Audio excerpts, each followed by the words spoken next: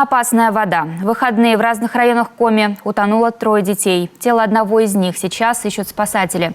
По всем фактам следователи проводят проверку. В 2 случаях школьники купались без присмотра взрослых. Еще одна трагедия произошла на глазах у родных утонувшего ребенка в Сыктывкаре. Спасатели призывают соблюдать правила безопасности на воде, не купаться в запрещенных местах и особенно бдительно следить за детьми. Взрослым надо предупреждаем, чтобы не отпускали детей отдельно, потому что основная масса, те, которые тонут, это все были без взрослых. Плюс спасенных детей тоже все были без взрослых, отданы сами себе были, взрослых не было. Купаемся в традиционных местах открытия, это где пляжи, где есть спасатели стоят, где дежурят.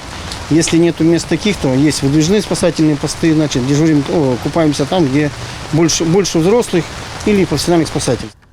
Всего с начала летнего сезона на воде пропали 3 взрослых и 5 детей. Репортаж о том, чем опасна водная стихия и как не допустить трагедии, смотрите завтра в программе «Время новостей».